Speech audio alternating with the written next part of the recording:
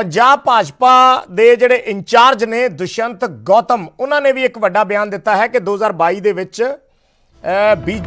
BJP 117 ਦੀਆਂ 117 सीटां ਤੇ ਚੋਣ ਲੜੇਗੀ। ਸਾਰੀਆਂ ਸੀਟਾਂ ਤੇ बीजेपी ਇਕੱਲੇ ਤੌਰ ਤੇ ਚੋਣ ਲੜੇਗੀ ਔਰ ਪਾਰਟੀ ਦੇ ਵੱਡੇ ਆਗੂ ਇਸ ਬਾਬਤ ਪ੍ਰਚਾਰ ਕਰਨ ਦੇ ਲਈ ਆਉਣਗੇ। ਪੂਰਾ ਰੋਡ ਮੈਪ ਇਸ ਦੇ ਲਈ ਤਿਆਰ ਕੀਤਾ ਜਾ ਰਿਹਾ ਹੈ। ਇਹ ਦੁਸ਼ਯੰਤ ਗੌਤਮ ਦਾ ਬਿਆਨ ਹੈ। बीजेपी ਦੇ ਪੰਜਾਬ ਦੇ ਇੰਚਾਰਜ ਨੇ ਦੁਸ਼ਯੰਤ ਗੌਤਮ और उन्होंने कहा है कि असी इकल्ले ही अपने तौर पर चोण मैदान के नितरांगे और 117 सीटां ते बीजेपी इकल्ले ही चोणां लड़ेगी। पार्टी के वड्डे आगू चोण प्रचार करने के लिए पहुंचणगे क्योंकि इस वेले बीजेपी की जो स्थिति है पंजाब दे विच बीजेपी के सीनियर आगू जिहड़े ने पंजाब दे उही लोकां च नहीं जा पा रहे क्योंकि विरोध बहुत वड्डे पद्धर ते हो रहा है। किसानां वल्लों जिथे बीजेपी के आगू जाते हैं उन्हों का विरोध किया जाता है। इस करके किते ना किते बीजेपी के आगू लोकां च जाण तो फिलहाल झिझकदे ने और ਜਿਹੜੇ बीजेपी ਦੇ ਵਿੱਚ ਵਿਰੋਧੀ ਆਵਾਜ਼ਾਂ ਵੀ ਉੱਠ ਰਹੀਆਂ ਨੇ ਚਾਹੇ ਮਾਸਟਰ ਮੋਹਨ ਲਾਲ ਦੀ ਹੋਵੇ ਜਾਂ ਅਨਿਲ ਜੋਸ਼ੀ ਹੋਰਾਂ ਦੀ ਹੋਵੇ ਉਹਨਾਂ ਨੇ ਵੀ ਸਪਸ਼ਟ ਤੌਰ ਤੇ ਕਿਹਾ ਕਿ बीजेपी ਨੂੰ ਕੋਈ ਨਾ ਕੋਈ ਵੱਡਾ ਫੈਸਲਾ ਲੈਣਾ ਪਏਗਾ ਨਹੀਂ ਤਾਂ ਲੋਕਾਂ ਦੇ ਵਿੱਚ ਜਾਣਾ ਮੁਸ਼ਕਲ ਹੋ ਜਾਏਗਾ। ਸੋ ਇਹ ਚੀਜ਼ਾਂ ਵੀ बीजेपी ਬਿਲਕੁਲ ਸਾਹਮਣੇ ਰੱਖ ਕੇ बीजेपी ਨੂੰ ਚੱਲਣਾ ਹੋਏਗਾ। 117 ਸੀਟਾਂ ਤੇ ਚੋਣ ਲੜਨ ਦਾ ਐਲਾਨ बीजेपी ਕਰ ਚੁੱਕੀ ਹੈ ਔਰ ਆਪਣੇ ਪੱਧਰ ਤੇ ਇਕੱਲੇ ਤੌਰ ਤੇ ਉਹ ਇਹ ਚੋਣਾਂ ਲੜਨਗੇ।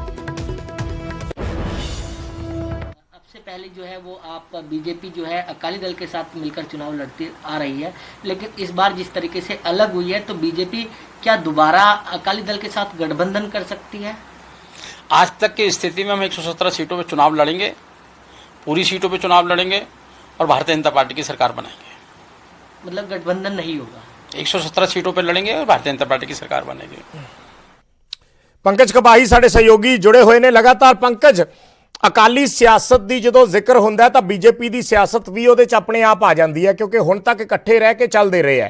अकाली दल ने तो हुण उन्हां नालों नाता तोड़ के बीएसपी नाल जोड़न की तैयारी च है, पर बीजेपी नूं हुण इकल्ले तौर पर पहली गल तो 117 सीटां ते विचरना या इकल्ले तौर पर लड़ना किड्डा क चुनौती भरपूर काम है, खास तौर पर उदों जदों पंजाब दे विच हर पासे बीजेपी का विरोध हो रहा है।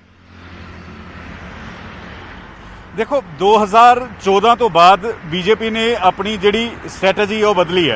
सिर्फ पंजाब ही नहीं, असी महाराष्ट्र दे विच देखिया सब तो पुराना अलायंस जिहड़ा सीगा शिव सेना उस दे नाल विरोध उस तो वखरे हो गए। हरियाणा च असी देखिया इनैलो तो वखरे हो गए और बीजेपी अपनी ताकत अजमाना चाहती है। बीजेपी ये देखना चाहती है कि किन्ने क बीजेपी पंजाब दे विच पानी दे विच है और बीजेपी की जो स्ट्रैटेजी 2014 तो बाद हुंदी है स्टेट लीडरशिप की बजाय जिहड़ी सेंट्रल लीडरशिप हुंदी है वो पूरी ताकत जिहड़ी है स्टेट दे विच झोक दिंदी है। असीं पश्चिम बंगाल च देखिया कि किस तरीके दे नाल प्रधानमंत्री नरेंद्र मोदी दे नाल होम मिनिस्टर अमित शाह पूरी कैबिनेट जिहड़ी है वो उत्थे नितरी जम के रैलियां कीतियां, जम के ताबड़तोड़ रैलियां जिहड़ियां प्रधानमंत्री वल्लों होईयां।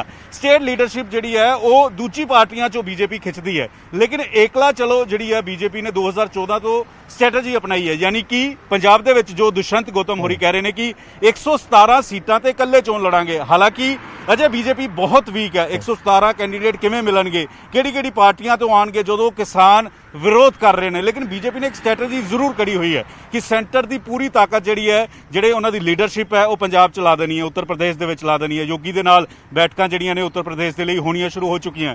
अगले महीने तो पंजाब दी लीडरशिप दे नाल भी मीटिंगां होणगीआं और सवाल ये होएगा कि किसान अंदोलन किवें खत्म करांदी बीजेपी और उस तो बाद किहड़े-किहड़े दूसरी पार्टियां दे लीडर बीजेपी चाहते हैं। क्योंकि असी पश्चिम बंगाल देख चुके हैं, हरियाणा देख चुके हैं, महाराष्ट्र देख चुके हैं, हरेक सूबे दे विच दूजी पार्टियां दी लीडर जिहड़े ने वो बीजेपी अपने वाले पासे खिंच लेंदे और उस तो बाद प्रधानमंत्री आंदे ने, अमित शाह आंदे ने, तमाम कैबिनेट आंदी है, पूरा जोर ला दिंदी है और कई सूबियां दे विच जित हुंदी है।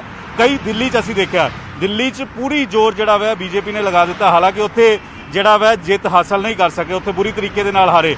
पश्चिम बंगाल च दावा किया गया सी कि 200 सीटां असीं जितांगे, 70 सीटां ते सिमट के रह गए। तां की पंजाब दे विच जदों चुनौती बनी हुई है, अकाली दल तो वखरे हो गए ने, तां की बीजेपी उत्थे उस तरीके का जादू कर पाएगी या फिर पंजाब च बीजेपी फेल होएगी? ये समा दसेगा।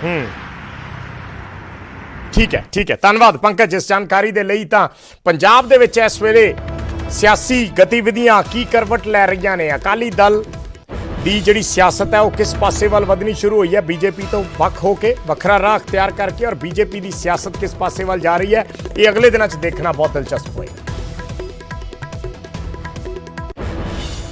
ਇੱਕ ਛੋਟਾ ਜਿਹਾ